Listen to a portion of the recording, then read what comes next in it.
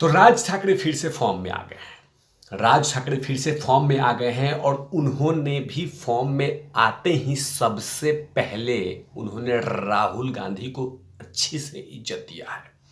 बहुत शानदार शब्दों से नवाजा है राहुल गांधी को, वो भी राज ठाकरे। क्योंकि राज ठाकरे भी अभी कुछ दिन पहले उन्होंने इलाज कराने के लिए काफ़ी लंबे वक्त लिया था और रेस्ट पे चले गए थे, लेकिन अब वो फिर से मैदान में आ गए हैं।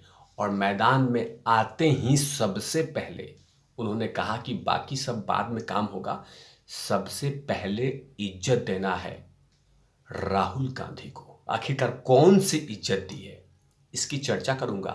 और साथ में उद्धव साहब को भी इज्जत दे दी है राज ठाकरे ने। इन दोनों की चर्चा इस पूरे एपिसोड में करूंगा। नमस्कार, आप देख रहे हैं तिवारी भैया, मैं हूं वेद प्रकाश। दरअसल राहुल गांधी को इज्जत राज ठाकरे ने अच्छी खासी दी है और यही डिजर्विंग करते हैं। इसमें मतलब कि राहुल गांधी महाराष्ट्र में गए थे, आजकल भारत जोड़ो यात्रा चला रहे हैं, और उसी यात्रा में किसी ने कान फूंक दिया कि साहेब आप ना महाराष्ट्र में गए हो ना, तो कुछ ऐसा बोल दो कि आपको लोग इज्जत दें, क्योंकि आप इज्जत के भूखे हो। तो उन्होंने बक बक बक बक बक बक बक बक बक बक करके वीर सावरकर साहब के बारे में जो शब्दों का इस्तेमाल किया वो मैं नहीं करने जा रहा हूं और ना ही उसमें घुसने जा रहा हूं।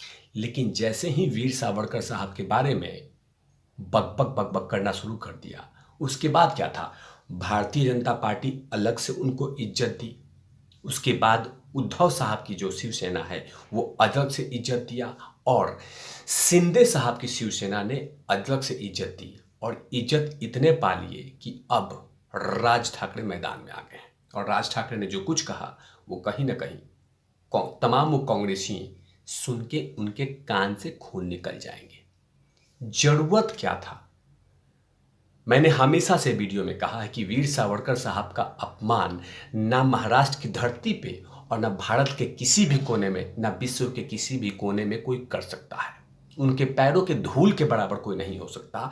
लेकिन उसके बाद भी राहुल गांधी कान से सुने और बक बक बक करना शुरू कर दिया, और उनके बारे में ऐसी ऐसी बातें बोल दी जिसे ना भारतीय जनता पार्टी स्वीकार करेगी, ना कोई भी शिवसेना स्वीकार करेगा, और ना ही भारत की कोई जनता पसंद करेगी।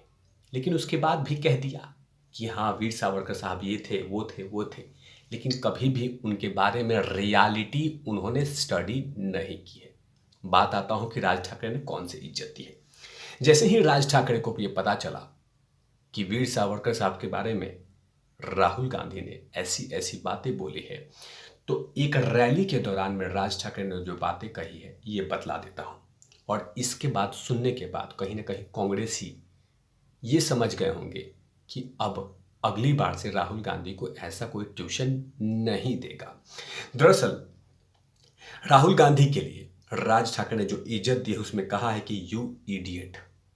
सुन लिया कांग्रेसियों, चमचे, ये दिया है इज्जत राज ठाकरे जी ने, यू इडियट। अच्छा लगा? सावरकर पे बोलने की आपकी हैसियत नहीं है, ये भी तिवारी भैया बोलते हैं कि सावरकर साहब के बारे में बोलने की हैसियत किसी में नहीं है, किसी में नहीं है। जो उन्होंने सेक्रीफाइस किया है वो कोई नहीं कर सकता। ये पहले ऐसे फ्रीडम फाइटर थे जिन्होंने 2 बार जेल गए, और जो वो सजा उन्होंने काटा है वो सपना तो छोड़िए 1% कोई सरवाइव नहीं कर सकता। लेकिन वीर सावरकर साहब के बारे में चमचे जो हैं वो लगातार मजाक उड़ाते रहते हैं। आगे राज ठाकरे जी ने क्या कहा मैं बतला देता हूँ। राज ठाकरे ने कहा कि सावरकर ने उस दौरान में जो कुछ किया उनकी रणनीति का हिस्सा था, और मैंने भी यही कहा था कि अगर उस समय क्या क्या हुआ था वो किसी को पता नहीं है, और सावरकर साहब ने जो कुछ किया होगा कहीं ना कहीं उनके दिमाग में वो तमाम बातें चल रही होगी।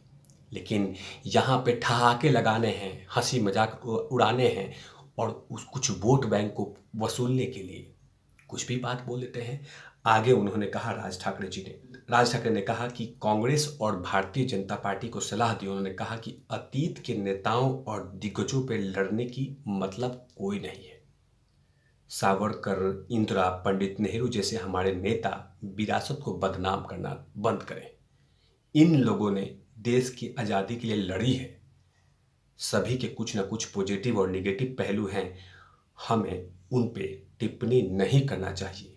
ये तमाम बातें राज ठाकरे ने अपने रैली में कहा कि आपकी हैसियत नहीं है, लेकिन हाँ, आप इस तरह से नहीं बोल सकते। अब भी वीर सावरकर साहब के बारे में, वीर सावरकर साहब के बारे में पहले पढ़ना होगा, उनके सेक्रीफाइस को ध्यान में रखना होगा, उसके बाद कुछ बोलना होगा। लेकिन राहुल गांधी ऐसे है नहीं। राहुल गांधी को कोई पीछे से रिमोट कंट्रोल से चलाता है और वैसे चलते रहते हैं और ये बोलते रहते हैं। तभी तो राज ठाकरे ने जो कुछ इज्जत दी है वो हमेशा आप याद रखेंगे। दूसरी तरफ बात करता हूं कि आखिरकार राज ठाकरे ने अपने भाई उद्धव ठाकरे जी के लिए कौन कौन सी इज्जत दी है।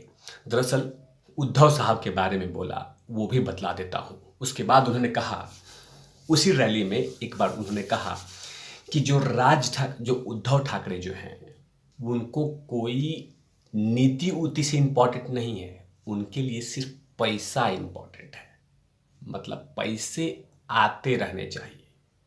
दरअसल ये तमाम बातें उन्होंने एक रैली के दौरान में कहा और कहा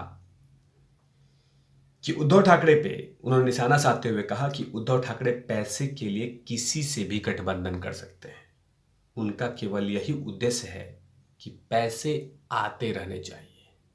बताइए, कहीं ना कहीं ये दिखाने की कोशिश की है राज ठाकरे ने कि अब मैं मैदान में आ गया हूं। कुछ ही महीने बाद बीएमसी का चुनाव है और बीएमसी के चुनाव में उन्होंने बाकायदा अपने बूथ अध्यक्ष, अपने उन तमाम नेताओं को संबोधित करते हुए ये तमाम गोले दागे हैं। उधर राहुल गांधी को दागे हैं, थोड़ी सी भाजपा को भी दाग दिया है और उद्धव साहब को तो दागा ही है। और उद्धव साहब को तो दागा है, लेकिन साथ में कह दिया है कि पैसा जब तक इनको मिलता रहेगा। देखिए उद्धव साहब, मैंने नहीं कहा है, मेरी हैसियत कहाँ है, क्या पता सरकार में आप आ जाएं और कुछ भी हो सकता है, तो मेरी हैसियत नहीं है। लेकिन कहीं ना कहीं राज ठाकरे जी ने डंके की चोट पे कह दिया है कि पैसा से गठबंधन करते हैं, खाली इनके पैसा अकाउंट में आते रहे और ये अपना काम करते रहें। इनके लिए कोई विचारधारा इंपॉर्टेंट नहीं है, इनके लिए कुछ भी इंपॉर्टेंट नहीं, इनके लिए इंपॉर्टेंट है मनी। मनी है तो सब कुछ है। मतलब राज ठाकरे फिर से अब ये साबित कर दिया है कि मैं मैदान में आ गया हूं।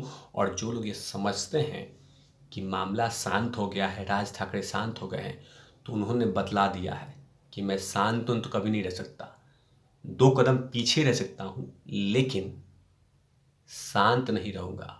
खासकर वीर सावरकर साहब के बारे में तो कहीं ना कहीं महाराष्ट्र की राजनीतिक गर्मी आ गई है, क्योंकि जाहिर सी बात है आने वाले कुछ महीने के बाद वहां पे चुनाव है और चुनाव में गर्मी नहीं आए ऐसे कैसे हो सकता है, जैसे गुजरात और हिमाचल प्रदेश में चल रहा है और दिल्ली में एमसीडी का। इन तमाम चीज़ों पे तिवारी भैया की लगातार नजर रहेगी।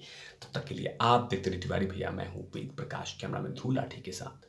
Over out lovies.